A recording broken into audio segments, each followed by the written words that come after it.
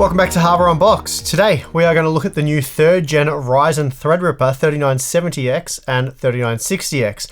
They're of course the latest 32 core and 24 core high-end desktop parts from AMD. I'm not going to deep dive into the specs or design of these new CPUs in this review. Most of that stuff you probably already know, assuming you've watched our earlier videos on the subject. So I'm just going to jump into the benchmarks as quickly as I can. Oh, but before that, if you've noticed this very cool limited edition Happy Unboxing t-shirt and you want one for yourself, then you can check that out over on our merch store. The link is below. Okay, so let's quickly go over some basic specs, discuss the test system specs, and then we'll jump into the results.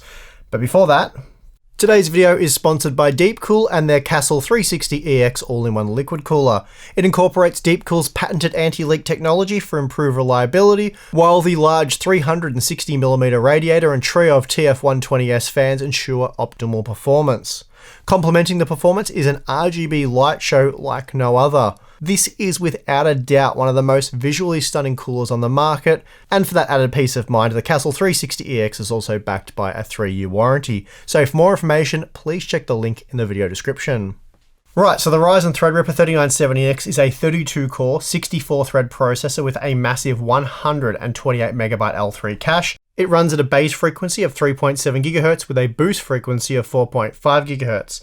It's priced at $2,000 US, and that makes it AMD's most expensive desktop CPU ever, and it's also currently the most expensive desktop CPU period.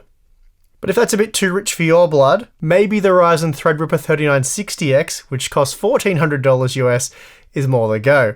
It's a 24-core, 48-thread CPU with the same 128MB L3 cache, and it clocks anywhere between 3.8 and 4.5 GHz. For testing the Ryzen 9 3950X, 3900X, and Ryzen 7 3800X, the Gigabyte X570 Aorus Extreme was used.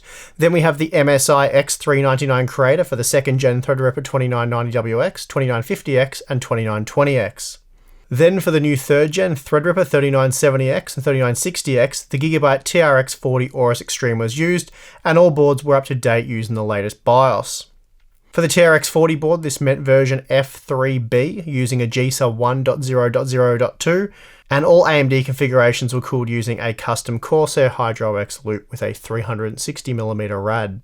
Also, all configurations have been tested using 32GB of Corsair's Dominator Platinum RGB DDR4 3200CL14 memory, and I realise that performance in some workloads will be better with DDR4 3600CL16 memory, but for an apples-to-apples comparison across all platforms tested, we're going to use the same spec memory.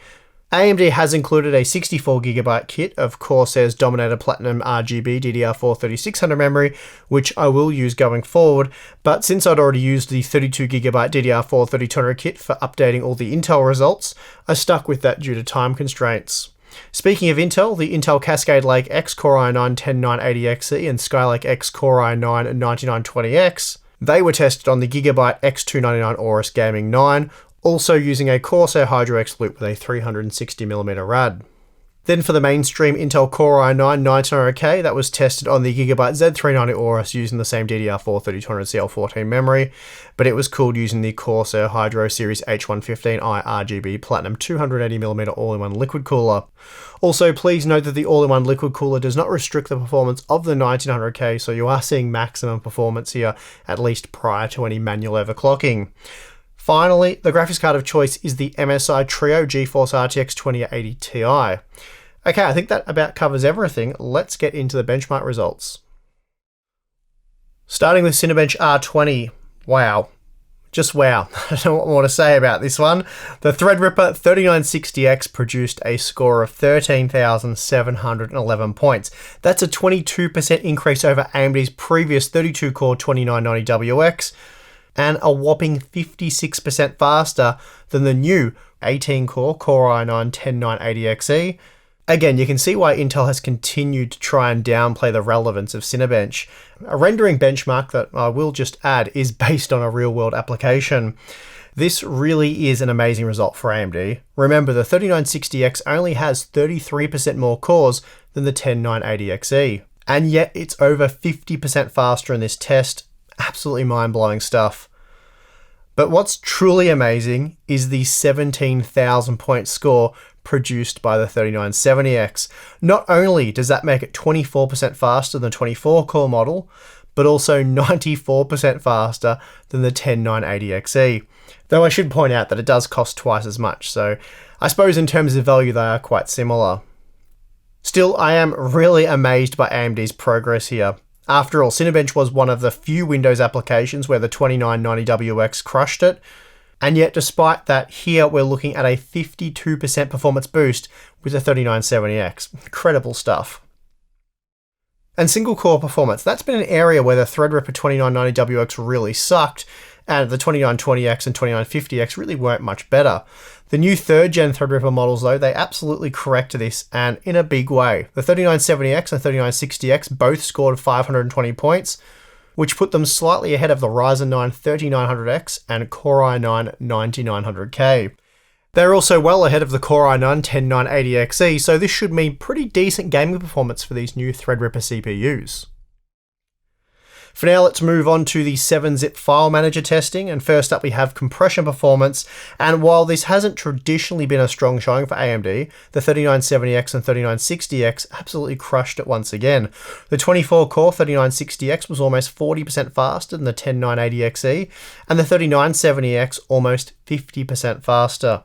For me though, the main takeaway here is how much better the 3rd gen 32-core model is when compared to the 2nd gen 2990WX, which can actually be found at the very bottom of the graph. Now, it's decompression work where the AMD Ryzen processors have done their best work in the past, and here the 2990WX has jumped up from the bottom of the graph to come in 3rd place, behind none other than the new 3rd gen Ryzen models. Now, the 3970X might cost twice as much as the 10980XE, but it's also 126% faster in this workload. And even the 3960X was 80% faster than Intel's best. You'll also probably have noticed that the Ryzen 9 3950X was also able to beat the 10980XE, so not a great showing here for Intel. Okay, so here's my new Adobe Premiere Pro CC 2020 results using an updated project from one of our more recent videos, which makes use of a lot more effects and layers than the previous project file used for testing. The Ryzen 9 3950X took 506 seconds to complete this test, making it 10 seconds faster than the Core i9 10980XE. As for last generation's Threadripper 2990WX, well, that was a terrible disappointment in Premiere, and it's the reason why I ended up going with the Threadripper 2950X for my editing rig, and Tim also did the same. More recently, the plan was to jump over to the AM4 platform with the 3950X, but after seeing these results, it looks like I'll actually be going with TRX 40 after all. The 3960 reduced the render time from the 3950X by 16%, and while that's not quite in line with the 87% price hike, for just the processor, if time is money, then the double-digit performance gains will be worth it. The 3970X also isn't really being fully utilized by Premiere, but you're also not giving anything up here, and that certainly wasn't the case with the 32-core 2990WX. So that means the extra cores aren't a liability in this test with the 3970X, which is great to see. Now, if you'd like to compare your system's Premiere encoding performance, then you can do so using Puget Systems Benchmark. Running the standard export test saw the 3970X score 115 points, and that made it 34% faster than the 3950X, which is a much larger margin than what we saw in my personal workload test. The standard Puget Systems export test does feature some 8K red footage, so it's likely this sees Premiere better utilize the core-heavy Threadripper CPUs. When compared to the Core i9 10980XE, the 3970X was 57% faster, while the 3960X was 50% faster. Puget Systems also gives a live playback score, and again you can see when playing back footage within Premiere that the 3970X and 3960X are class leading. These results also go a long way in explaining why I was never able to tell the difference between the Core i9 9900K and Ryzen 9 3900X when editing. I've heard numerous claims in the past that Intel is faster for the editing process, more snappy as it's often put, but I've never seen any evidence of this, no scientific testing, and these results certainly suggest those claims are inaccurate. Moving on, we have the V-Ray benchmark, where the 2990WX did reasonably well. It was also 20% faster than the 16-core 2950X, so a pretty decent result there. However, the Core i9 10980XE is 11% faster than the second-gen 32-core processor, so AMD wasn't class-leading in this application, despite offering significantly more cores. That all changes though with the release of the 3rd gen Threadripper parts. Here the 3970X pushed past the 45,000 mark to beat the 10980XE by a whopping 62% and AMD's previous 32-core processor by 81%. The 3960X was also 32% faster than the 10980XE and 40% faster than the Ryzen 9 3950X. The Threadripper 2990WX also did well in the Corona benchmark, comfortably beating Intel's best. The new 3960X was also able to reduce the completion time by 16% from the 2990WX, while the 3970X reduced it by 23%. Admittedly, those margins don't exactly justify the price premium, but again, if time's money, it won't be hard to justify the expense. The Blender Open Data results look much like what we just saw with Corona and V-Ray. Here the 3970X was 42% faster than the 2990WX, reducing the render time by almost 30%. Incredibly, that meant the 3970X was 101% faster than Intel's best, the Core i9 10980XE. And I'll let that sink in for a moment. AMD's high-end desktop processor is now 100% faster than Intel's in a popular real-world application. Just think what the 64-core 128-thread 3990X is going to do early next year when it's released. As power efficient as these new 7nm Zen 2 based AMD Ryzen CPUs are, a 100% performance boost over the 10980XE will require some serious power usage. Both models push total system usage to around 430 to 440 watts, so that explains why every TRX 40 motherboard has a massive VRM.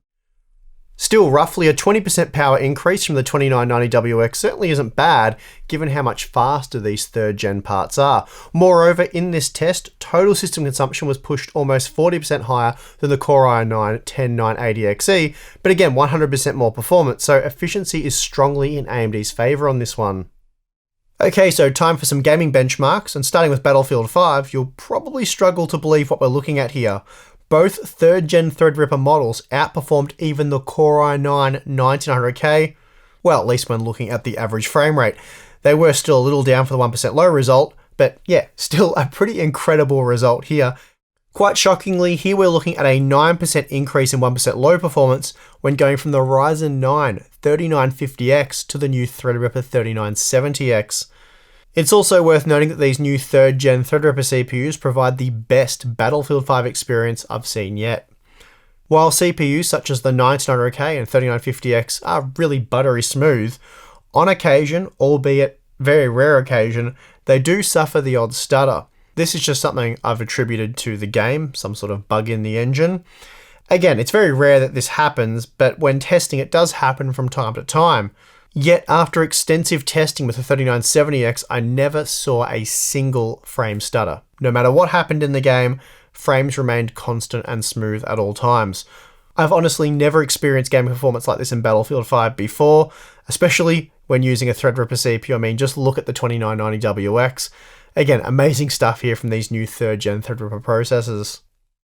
Another title where these Threadripper CPUs completely hit it out of the park was Shadow of the Tomb Raider.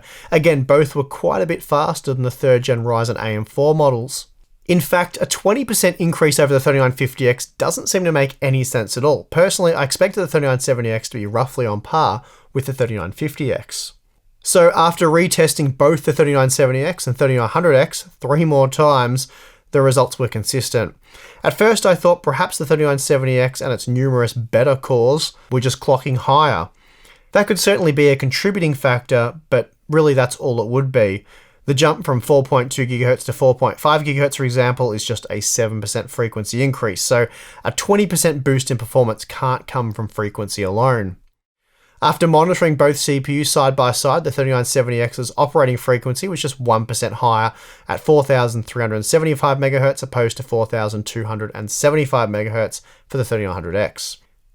So perhaps it's memory bandwidth or cache capacity or maybe even cache bandwidth that hands the 3rd gen Threadripper CPU such a massive advantage in this title. I'll explore this a bit later on, but at this point, I'm not quite sure. But what I am sure of is the results. They are accurate, and that makes the 3970X and 3960X very impressive indeed. We again see strong performance from the 3rd gen Threadripper CPUs, this time in Tom Clancy's The Division 2.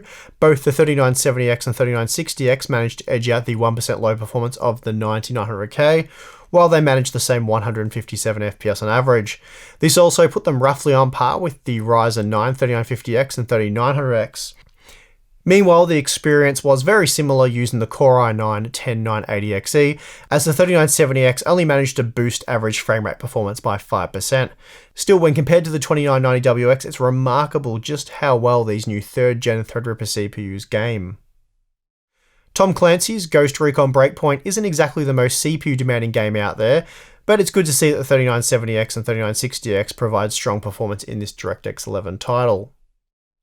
This time, when testing with F1 2019 using DirectX 12, the Ryzen 9 3950X delivered the best result, but the 3rd gen Threadripper CPUs were right up there, at most just 3 FPS down.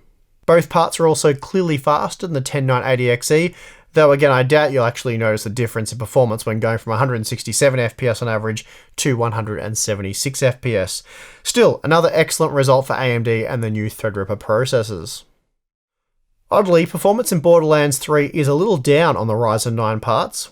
We're talking just 4 FPS here, so a 3.5% reduction in performance, nothing to get too alarmed about, but it's still a bit surprising given what we've seen in some of the other titles tested.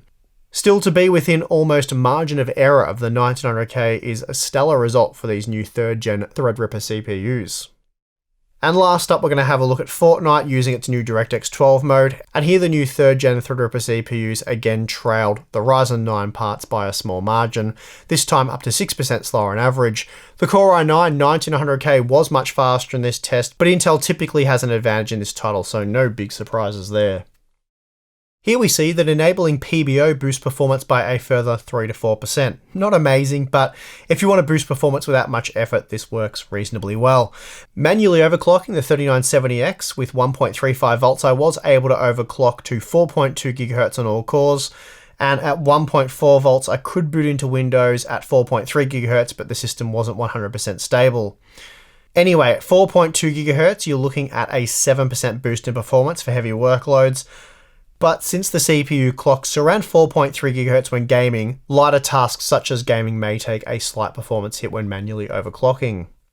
As for operating temperatures, the 3970X is actually quite easy to cool, and I'm a little surprised by that given how much power those 32 cores consume when fully utilised. After an hour of Blender, it peaked at 83 degrees with the Threadripper air cooler in a 21 degree room, so that is quite an impressive result. The Deepcool Castle 360EX dropped temps down to 73 degrees, though I did have to manually cover the entire base of the cooler in paste. For those wondering, with the factory paste it actually hit 80 degrees. Then we have the Corsair Hydro X, and with its larger cold plate it was able to drop the peak load temperature by a further 3 degrees. Then we see that the 3960X ran about 5 to 6 degrees cooler. So with a decent AIO, you should have no trouble keeping the 24 core processor cool, even after long periods of heavy load. Just lastly, here's a look at cache performance, just comparing the 3970X to the Ryzen 9 3900X. I wonder if this is the reason why the 3rd gen Threadripper CPUs do so well in games such as Battlefield 5 and Shadow of the Tomb Raider, relative to the Ryzen 9 parts. Oddly, we see that the L3 read performance of the 3970X is a little down on the 3900X. And yet, despite that, we see a 171% increase in write performance. We also see a massive 165% increase in L2 read performance and 177% more bandwidth when writing. Then for the L1 cache, Threadripper enjoys 152% more bandwidth when reading and 165% more when writing. So that means the L1 and L2 cache performance has been improved anywhere from 152 to 177% when compared to the mainstream 12-core 3900X, and the same will also apply to the 16-core 3950X.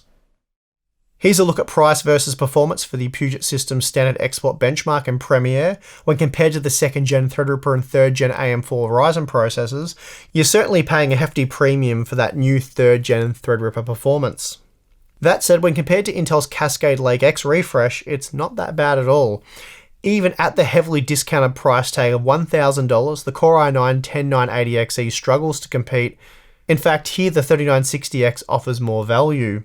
The 3970X, though, that does command a rather hefty price premium, but when compared to the slightly cheaper 2990WX, it is miles better in terms of value. The margins seen in Cinebench R20 were very similar to what was seen in V-Ray, Blender, and Corona, so they're a good representation of the kind of performance you can expect to see in these programs. Quite shockingly, the 3960X offers the same value, or price to performance, of the Core i9-9900K, though it's around a 40% markup over the 3rd gen Ryzen AM4 parts. The 3970X is on par with the Core i9-10980XE, and that makes it 31% better value than the 2990WX. And just lastly, here's a look at Premiere, this time based on my own encoding results. For this graph, the lower the part, the cheaper it is, and the further to the right, the better it performs. So ideally you want to be as low and far to the right as possible. Here is a line of best fit, which clearly shows the Ryzen 7 3800X, Ryzen 9 3900X, and 3950X, all offering a similar cost to performance ratio. The Core i9-10980XE is pretty close to that line, but ultimately is worse value than the 3950X. The 3rd gen Threadripper parts are clearly coming in at a serious price premium, but they're also the fastest by a reasonable margin. Premiere in its current form also doesn't fully utilize them, so that does hurt the value of the 3970X in particular. I'm not going to bother with cost per frame for gaming. If you care about that, then I just suggest buying a Ryzen 5 3600, or if you want maximum gaming performance in almost every title, get a Core i9-9900K, 9900KS, or 9700K. Well, there you have it. In short, the new 3rd gen Threadripper CPUs are incredible. They're high-end desktop beasts, and as far as I can tell, they have no weaknesses. Single core performance is excellent, and then when you get 24 or 32 of them together, the results for multi-core workloads are mind-blowing. With solid performance across the board, the only issue that remains now is the price. Frankly though, it's not all that surprising that AMD is charging $1,400 US for the 24-core model and $2,000 US for the 32-core version. The only reason the 1st and 2nd gen Threadripper CPUs were priced so competitively, to the degree that it appeared AMD were massively undercutting Intel, was because in a lot of situations they were inferior. Now don't get me wrong, they were still undercutting Intel a little bit, but they had to for a few reasons. And one of those reasons we just saw an example of, and that was performance. The 10980XE, which is a refreshed 9980XE, which is a refreshed 7980XE, it was faster than the 2950X and 2990WX in the 7-zip compression test, Cinebench R20 single core performance, the Premiere encoding, and then the Puget Systems playback in Premiere, also V-Ray, and then pretty much all the games, often by quite a large margin in some of those games. But the reason I personally prefer the 2950X is because of the price. Right now it costs just $680 US, whereas the 9980XE, that cost almost $2,200 US, and even the new heavily discounted 10980XE is still set to cost $1,000 US. The 2950X does have an MSRP of $900 US, so even at that release price, it still smokes the 9980XE in terms of value.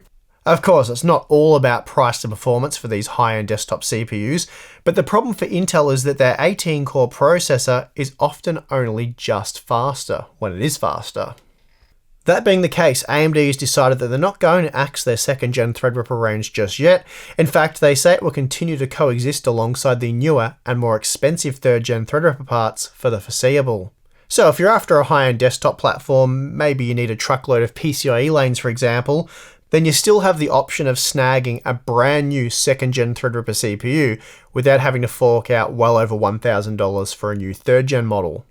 For me, 3rd gen Threadripper, it's kind of a new category, whereas 2nd gen Threadripper and Intel's Cascade Lake X are more traditional HEDT parts. 3rd gen Threadripper, it's more extreme high-end desktop. And I feel that's especially true with the announcement of the Threadripper 3990X. The 64-core 128-thread model with 288 megabytes of cache, which will be coming early next year. The really awesome thing about these new Threadripper CPUs is that you don't have to make any compromises. The new topology, which ensures equal PCIe and DRAM access for all cores, along with a few other optimizations, means the 32-core 3970X doesn't suffer the same fate as a 2990WX, which saw the second gen part destroy in some benchmarks, but then get destroyed in others by much lower core count CPUs. Also, while they might not be gaming-focused CPUs, that doesn't mean a lot of people, myself included, won't want to game with them. It's a real pain having two separate PCs, one for gaming and then one for work, and that's exactly what I had to do back when I was using the first generation of Threadripper. Back then I had a 1950X editing rig along with a Core i7 8700K gaming system. Today though, I can push the gaming system aside and use everything with either the 3960X or the 3970X. Therefore, given what these new Threadripper CPUs offer, I don't have too much issue with the price. Sure, I'd very much like them to be cheaper, but the price will be dictated by demand and not my wish for them to be cheaper. So for me, as long as AMD has some competitive options on the market, I'm happy for these extreme no compromise models to coexist. Right now, AMD offers the Ryzen 5 3000 series for mainstream gaming and desktop usage, Ryzen 7 for high-end gaming, and then Ryzen 9 for high-end gaming and productivity. And then we have second gen Threadripper becoming their value HEDT option. Also, don't forget AMD has a killer product in the Ryzen 9 3950X. For $750, it's an incredibly capable 16-core processor that's arguably the best choice for content creators, especially those using Premiere, as here it was just 16% slower, and yet it costs almost 50% less. The 3950X's other trick is that it kind of renders Intel's Cascade Lake X range kind of pointless. I mean, the 16-core AM4 processor was almost always faster than the more expensive Core i9 10980XE, and when it was slower, the margin was very minimal. Moreover, the 3950X was the more consistent performer, especially in games.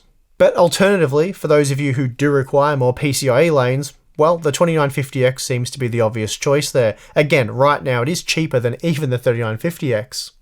And just lastly, wrapping this up, we do have a good number of seriously impressive looking TRX 40 motherboards. Although I used Gigabyte's TRX 40 Aorus Extreme for my testing, I also have the Aorus Master, along with MSI's fantastic looking TRX 40 Creator, which also has real finned heatsinks. Asus has also sent along their ROG Zenith Extreme, another truly incredible looking motherboard, and they've also mailed over this Strix TRX 40E and Prime TRX 40 Pro. And then finally, ASRock is also sending over their TRX 40 Taichi. So I'm looking forward to checking out all those boards in a VRM thermal testing roundup very soon.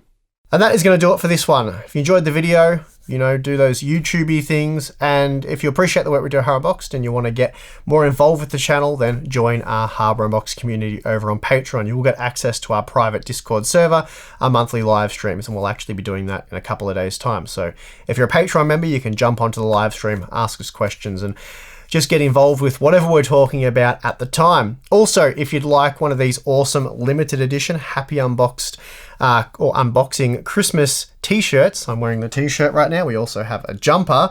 But yeah, if you're interested in one of those, then jump over to our merch store. The link is in the video description. But above all else, thank you for watching. I'm your host, Steve, and I'll see you again next time.